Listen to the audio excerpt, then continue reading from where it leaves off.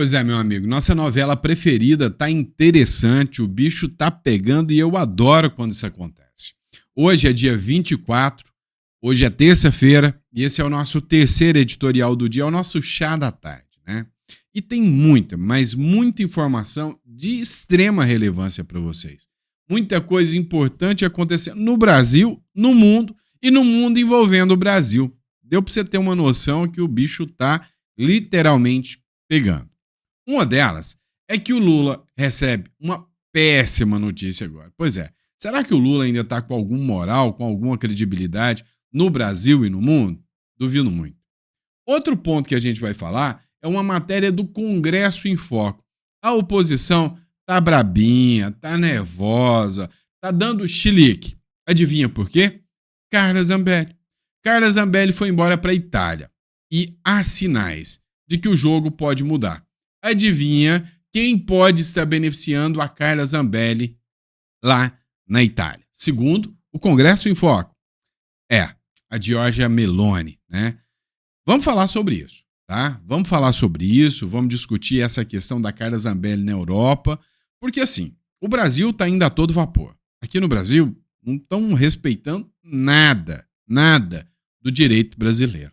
O André Marcília fez uma crítica. Sabe o criminalista que teve que contratar um novo advogado criminalista para o defender porque ele fez denúncias de que quem estava cometendo crime era outra pessoa. É o caso do advogado que denunciou o Mauro Cid. Lá na Europa ainda, continuando no assunto, vamos lá. Ministros do Supremo Tribunal Federal estão sendo oficialmente investigados na Europa. Vocês já perceberam que o cerco contra eles está se fechando numa velocidade muito abrupta?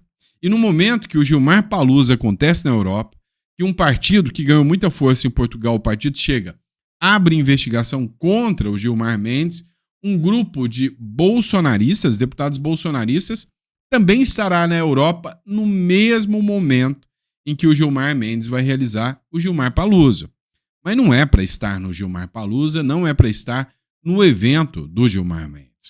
O que esses caras vão fazer lá exatamente neste momento, né? Outro ponto que a gente vai falar e discutir com vocês aqui também é sobre uma declaração um tanto quanto suspeita, né, do William Bonner, dizendo o quanto as redes sociais malvadonas são um mal para a sociedade. Pois é, eles estão entrando no modo desespero. Lula está sendo detonado nas redes sociais, o Donald Trump já começa a perder a paciência, né? Depois de uma jogada de mestre. Tudo isso aqui é matéria que nós vamos discutir. O Maduro está querendo ganhar o Nobel da Paz. Pois é, mas quem pode ganhar é o Donald Trump. Enfim, tem muita coisa acontecendo que eu faço questão de discutir nesse editorial. Nós vamos cumprir todas essas matérias aqui com vocês. Combinado? Então vamos lá, ó. Like, né? Eu tenho que pedir para você para conquistar, né? Então o like, curta, compartilha e inscrição. É importante. Vamos mostrar que nós, conservadores, estamos aqui fazendo o dever de casa, acompanhando a geopolítica mundial para entender um pouco mais e saber na hora lá, ó, de escolher quem vai nos representar. Fechou? Estamos aqui lutando e defendendo a democracia. Mas aqui é de verdade. Não é igual a anedota da picanha que nunca chegou, não. É para defender a democracia de verdade, ou seja, dar voz ao povo. Eu sou parte do povo. Você é parte do povo? Então, todo poder emana do povo. Só que no Brasil todo poder mama o povo. Mas nós não vamos deixar isso por muito tempo. Pode ter certeza disso.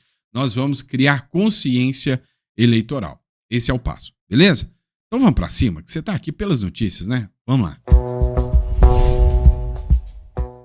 É o seguinte, o preço da égua é 120. Você já deve ter visto essa por aí. O negócio é o seguinte, Lula não perde, quer dizer, não ganha nem do cachorro caramelo, né? Não perde a chance de passar vergonha, não perde a chance de envergonhar o Brasil, não perde a chance de criar encrenca com outros países, não perde a chance de criar encrenca com o Congresso, não perde a chance de falar para o povo uma coisa e fazer outra. É por isso que o Lula não leva mais nada. Então, acaba de sair uma das piores notícias para um cara que quer se manter eternamente no poder.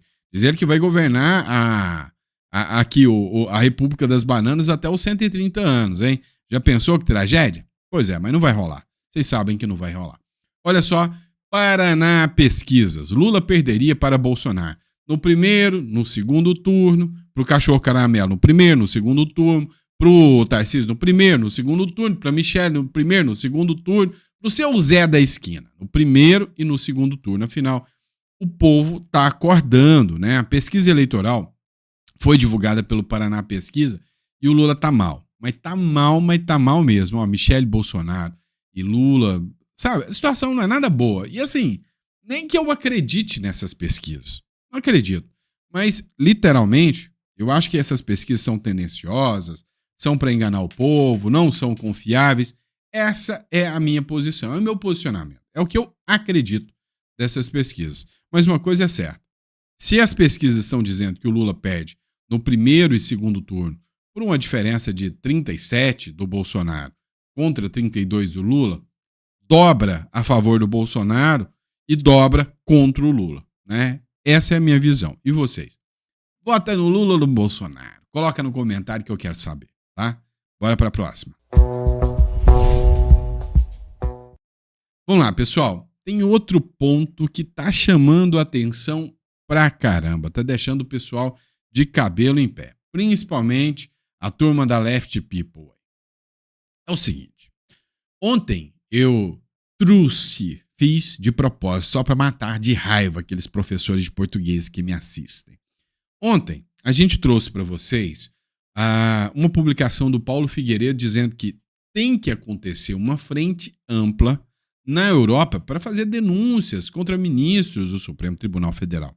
E que a Carla Zambelli, segundo o Paulo Figueiredo, poderia ser esse nome.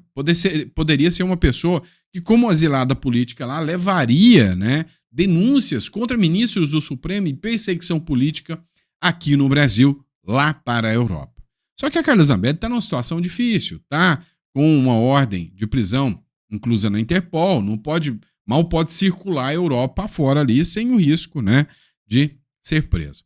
Só que a oposição, né, está acusando agora, né, um deputado da oposição italiana está acusando que a Meloni, né, a Giorgia Meloni, está impedindo a prisão da Carla Zambelli. Será? Vamos lá. Oposição italiana acusa o governo de Giorgia Meloni de proteger a Zambelli. Deputado da oposição italiana acusa o governo de Meloni de ignorar alertas sobre a chegada da ex-deputada brasileira, que foi condenada a 10 anos de prisão. A Zambelli entrou na Itália antes do alerta da Interpol ser ativado. Desde então, está foragida, inclusive, pela Interpol, pela Itália. Uma coisa é certa, tá? Uma vez que tem uma ordem de prisão pela Interpol, a Itália tem que dar cumprimento a essa ordem. Agora, já é uma outra história a questão da extradição. Aí fica aquela dúvida, né? Seria o caso, a Carla Zambelli vai ter força, pode fazer como o Eduardo Bolsonaro, porque lá nos Estados Unidos tem uma turma muito maior. Lacombe foi embora para os Estados Unidos, Paulo Figueiredo, tem o Malan dos Santos, tem o Eduardo Bolsonaro, tem o Paulo Figueiredo também, tem a juíza Ludmila Lins Grillo, tem um monte. Na Europa, hoje nós temos um nome também que a gente pouco fala disso, né? E teve que dar a linha do Brasil, saiu do Brasil e foi para a Europa. Nós estamos falando do grande, respeitável e renomado jornalista, o Alexandre Garcia, também foi para a Europa. Então, assim, nos Estados Unidos tem muito mais gente fazendo essas denúncias. Agora, o que parece que está acontecendo? Parece que a turma, né, da direita brasileira começou a fazer bons relacionamentos e começou a levar, né, essa discussão à frente. E a direita parece que ela está se unindo. Olha que impressionante. Vai rolar o Gilmar Palusa. Adivinha o que vai rolar? Investigação contra eles. E são os bolsonaristas? Também.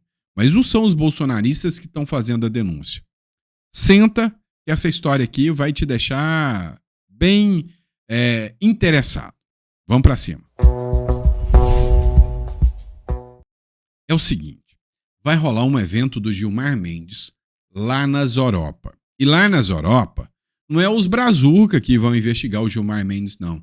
É a turminha das Europa, é o seu Manuel do Portugal, brincadeira. É o André Ventura que quer investigar esses caras. O que essa turma do Brasil, e o brasileiro já não tá com moral lá no exterior, está fazendo aqui? Que vem essa caralhada de gente, paga com dinheiro público. Qual a influência que essa turma do Brasil, que já não está com moral nenhum, querendo fazer aqui arruaça? O que eles querem fazer aqui em Portugal? Então o André Ventura fez uma publicação, vamos dizer assim, no mínimo diplomática ou antidiplomática, né? O André Ventura escreveu o seguinte, eu vou colocar aqui, depois a gente põe o André Marsiglia aqui, né? Depois de milhares de denúncias recebidas, que denúncias são essas? Não sei. Sei que tem milhares de denúncias recebidas e o que ele sabe? O Chega, que é um partido de direita de Portugal, irá fazer uma investigação própria à influência, olha só, a influência, patrimônio e rede de interesses do ministro do STF, Gilmar Mendes, em Portugal. Todos sabemos que o governo Lula e os seus amigos tiveram e ainda têm em Portugal um lote grande de amigos que lhe apara os golpes, mesmo tendo em conta a ditadura em que o Brasil está a se tornar. Falou brabo, hein? Esse tempo, no que depender do Chega, vai acabar. Meu irmão. Não é brincadeira, não. O André Ventura partiu para cima e disse, aqui nós vamos partir com tudo para cima dessa ditadura e dessa turminha da ditadura do Brasil. É o André Ventura que falou, viu? O André Marsiglia, que é um constitucionalista bastante respeitado, ele escreveu o seguinte: os ministros não podem ir para os Estados Unidos. Não é nada. Quando não puderem ir a Lisboa, é que o mundo deles desaba. Quantos mais países terão de dizer que nosso judiciário está corrompido politicamente para que haja aqui uma autocrítica mínima? Ou seja, já parou para pensar que o Chega é um partido que cresceu muito em Portugal, de direita, que pode fazer investigações, e para eles é super interessante ver o Brasil perder, né, a esquerda brasileira perder, pode buscar dados, informações e mandar isso tudo para o Donald Trump, fazer um acordo de colaboração. Então vem cá.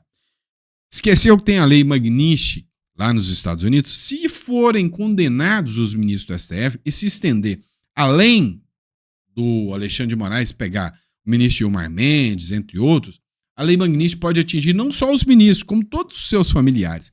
Imagina se Portugal começar a denunciar, tem bens aqui, vão bloquear tudo, vão travar tudo.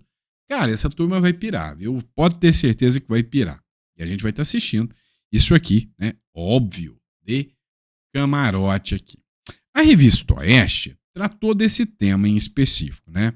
Vamos colocar aqui na tela. A revista Oeste tratou do tema e escreveu o seguinte: o André Ventura anuncia que o Chega vai fechar o cerco a Gilmar Mendes, não só a ele, como a outros ministros do STF também.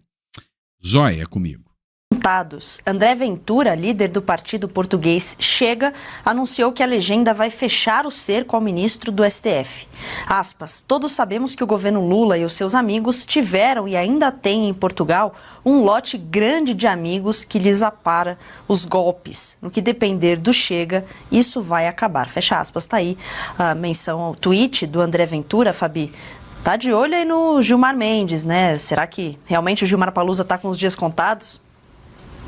Olha, esse fio aí vai ter bastante coisa debaixo desse tapete, né? E a provocação não é só uma provocação, é uma promessa.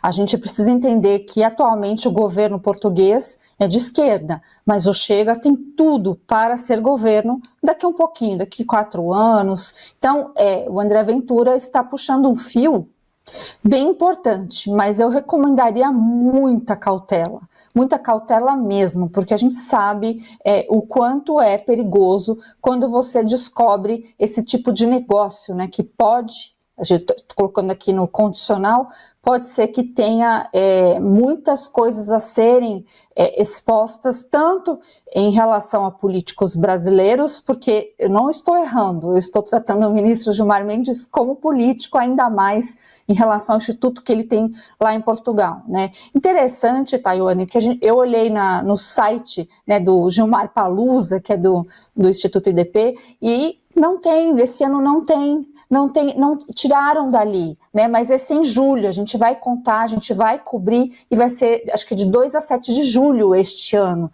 com a presença de vários políticos brasileiros. E está na hora de muita explicação. Por quê? Porque tantos políticos brasileiros, governadores, pessoal do STF, pessoal do STJ, de Tribunal de Contas, pessoas que importam, e a junção de empresários vão fazer essas festinhas fora do Brasil e justamente em Portugal. Então, eu acho que o André Ventura aí do Partido Chega tem um fio muito importante. Aliás, André Ventura, estamos à disposição para fornecer informações, porque é importante ter essa troca entre conservadores do mundo inteiro, já que nós somos colocados, né, naquela prateleira de extremistas, mas extremistas geralmente não querem resolver problemas que vai repercutir lá para a população, às vezes mais pobre. Então queremos justamente para mostrar que não existe nada de extremismo, ao contrário, né? Quanto mais transparente essas relações, mais todos nós iremos ganhar, tanto nós aqui brasileiros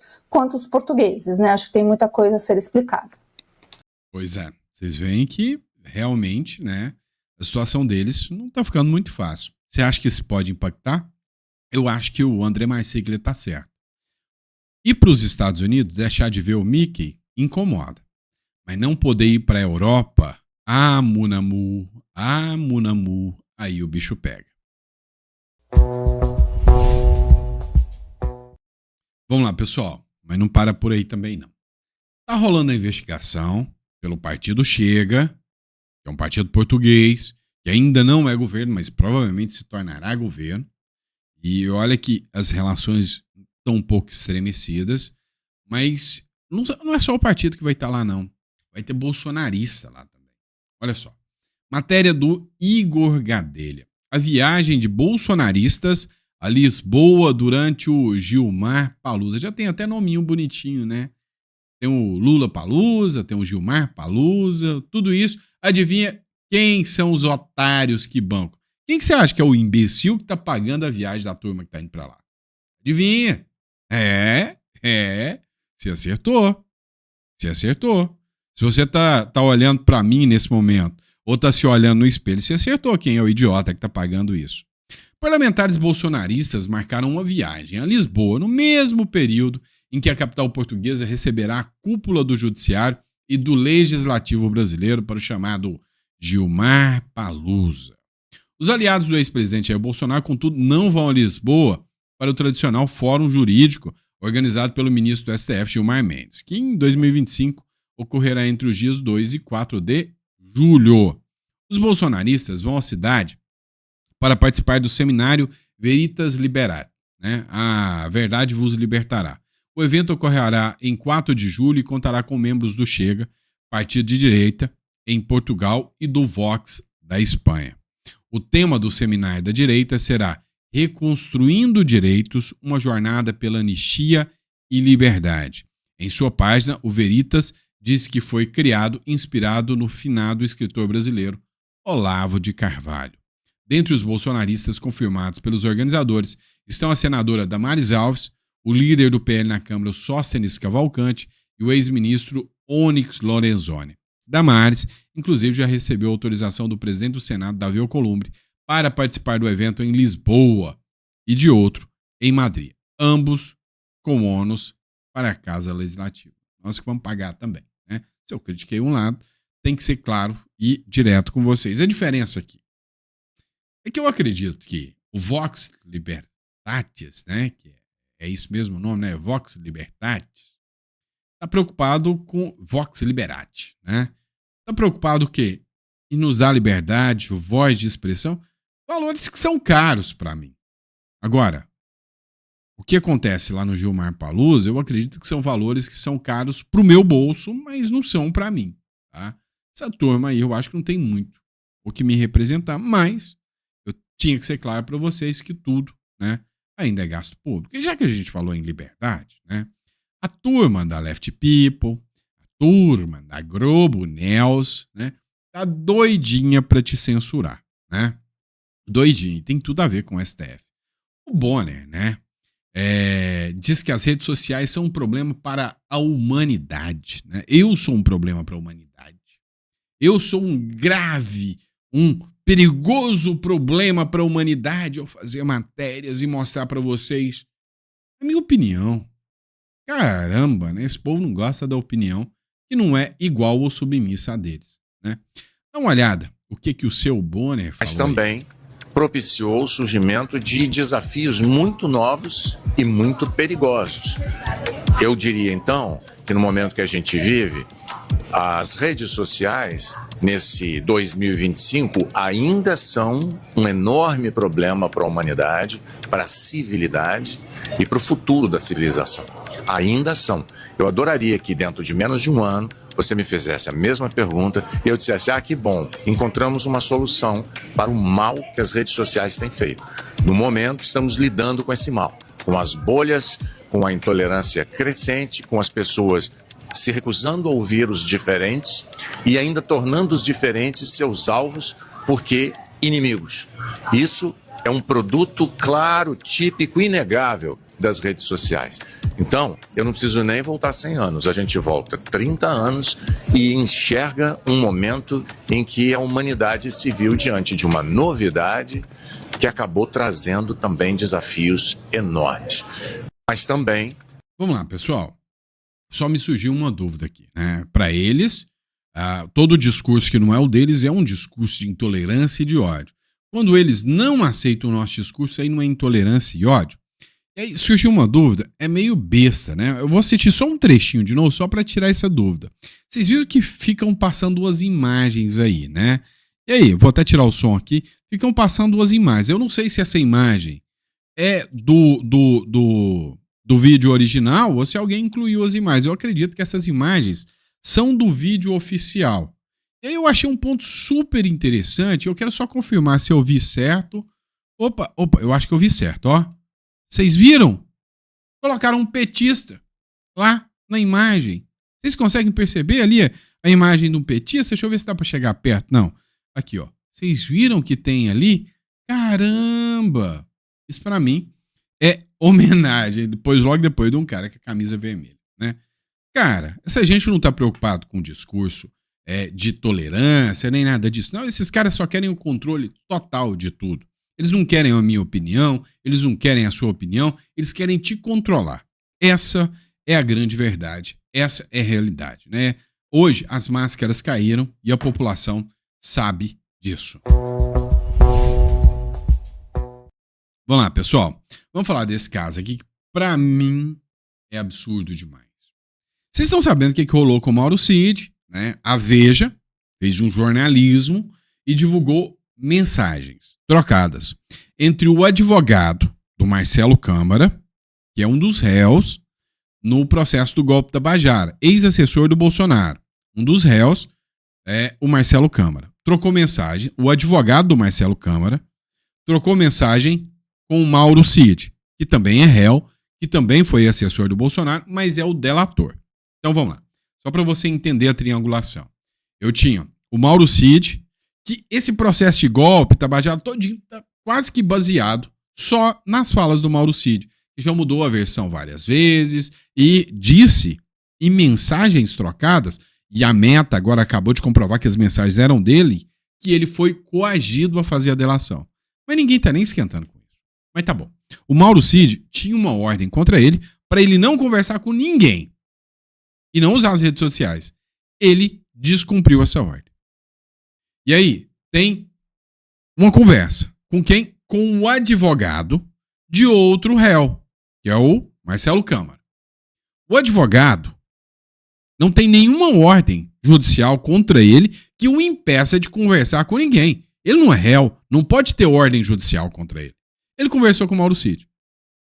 O que aconteceu com o Mauro Cid? Que foi quem descumpriu a ordem?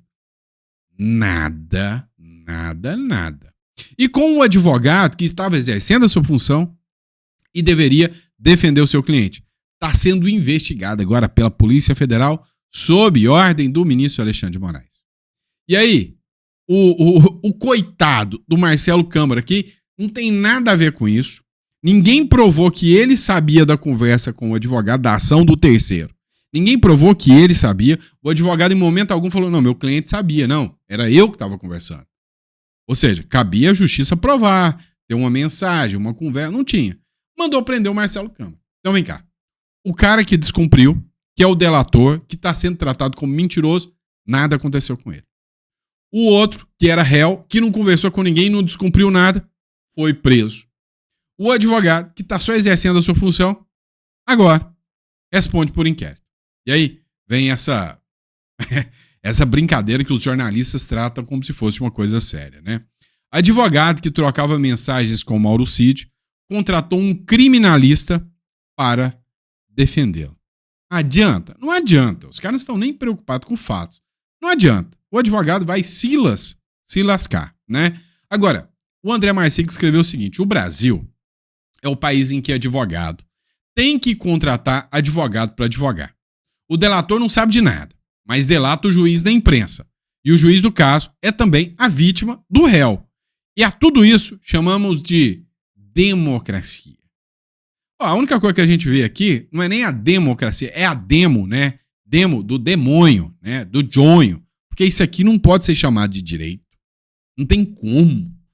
Eu fiz 5 anos de faculdade para falar: gente, eu sou burro, eu não sei nada de direito. Porque eu acredito que nos meus anos de advocacia, 2005, né, pra cá, 20 aninhos nessa brincadeira. Nos meus 20 aninhos eu pensava assim: olha, a vítima, ela nunca pode ser o juiz, ela é impedida. Mas eu descobri que eu sou um burro, isso tá errado, não é assim? Eu também pensava, também acreditava, e eu acho que você também acreditava. Então te coloca no mesmo patamar que eu, você é burro também, né? Porque eu acho que você acreditava que o juiz tinha que ser imparcial. O juiz não podia ter mensagem dizendo que o juiz tem ódio e raiva e que é vingança e que o réu acabou com a vida dele e que isso é normal. Não. E outra, agora entrando num ponto mais técnico, eu acreditava que no direito brasileiro tinha um negócio chamado competência, né? E que esse negócio de competência aí definia quem ia julgar quem. Eu vi que não tem, não, né? Não tem mesmo. Mas vamos lá, para não estender demais, eu tô conversado ultimamente, né? Então, para não continuar jogando conversa fiada, tô conversando muita besteira com você, eu acho que você gosta, tá me assistindo, você gosta de um bate-papo entre amigos aqui. Vergonha pra nós, ponto pra Argentina de novo. Já virou costume, né? Já tomamos de 7-0 da Argentina. A Argentina é o país mais seguro da América do Sul para se viver. O Brasil fica atrás da Guiana e do Equador em ranking. O Brasil é uma vergonha, né? O Brasil é uma vergonha. O Índice Global da Paz, na sigla em inglês para 2025, Índice do Instituto para Economia e Paz, IEP, que mede indicador de 173 países, apontou a Argentina como o lugar mais seguro para se viver em toda a América do Sul. Parabéns a los hermanos, viva la libertad, carajo, né? Para eles e para nós, só o carajo mesmo, tá? Só o carajo que sobrou pra gente, né?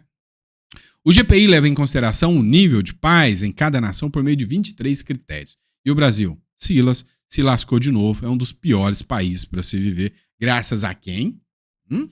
Mas vamos lá.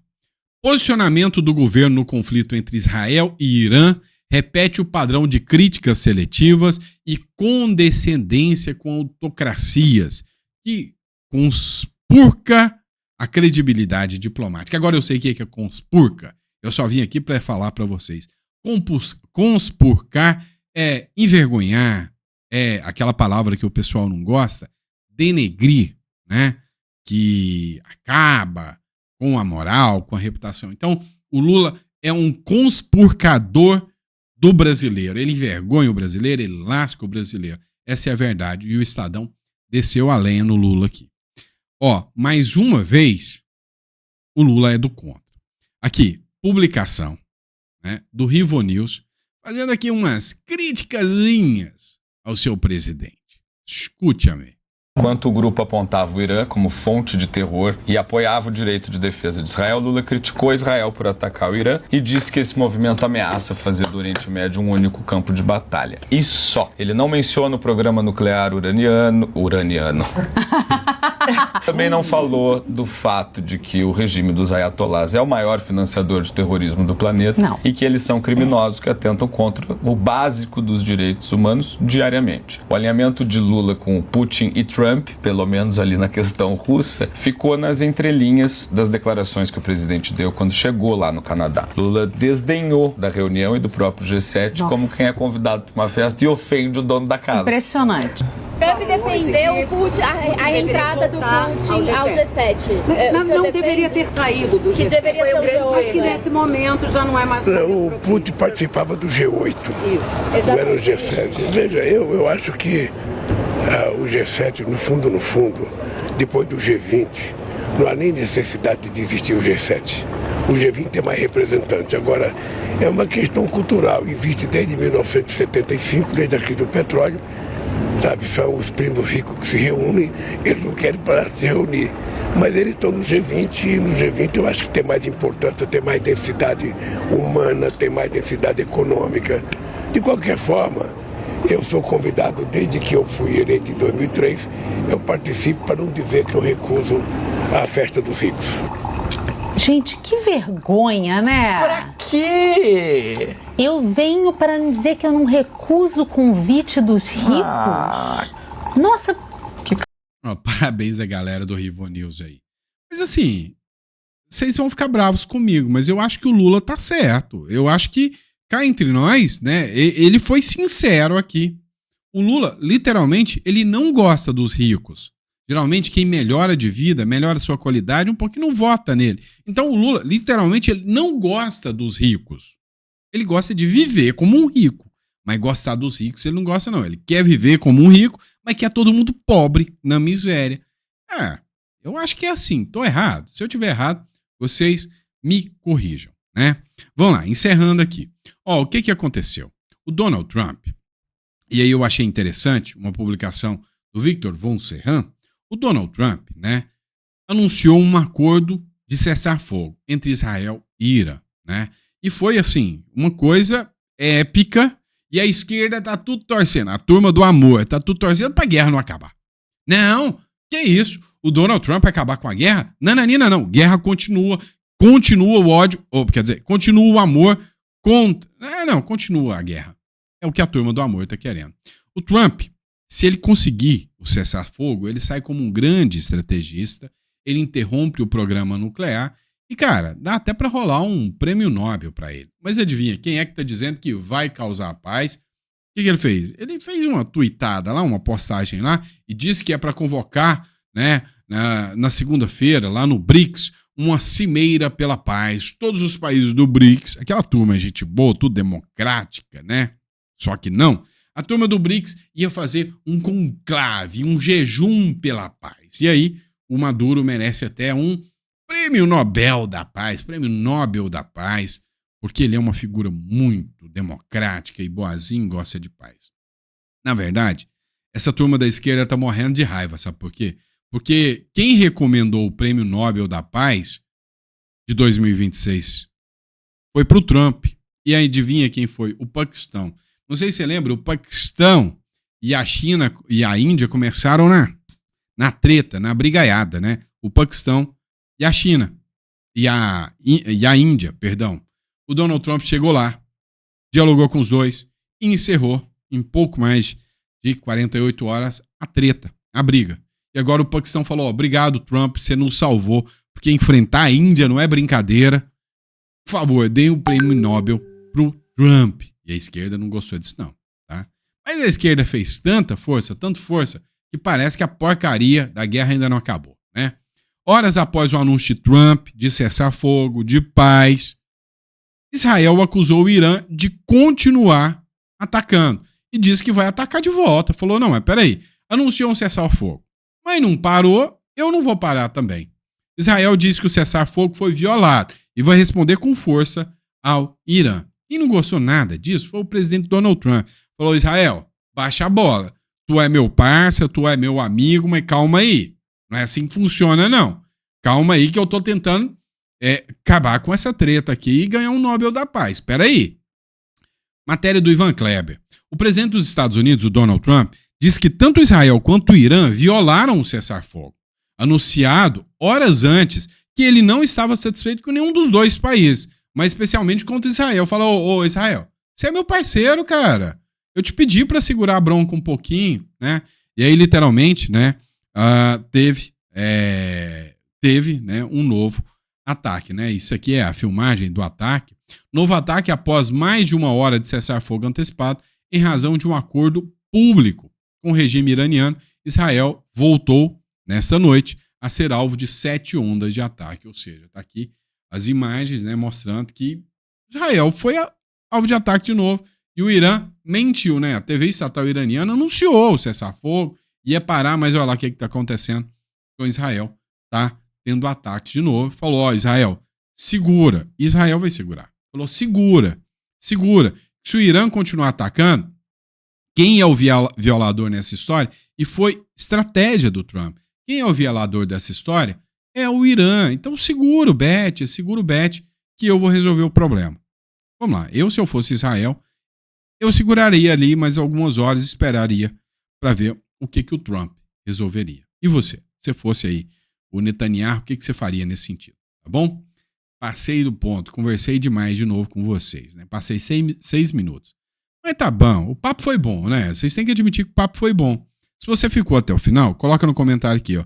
Gostei, fiquei até o final, achei bom o conteúdo, me agradou, eu gostei. Belezinha, tá?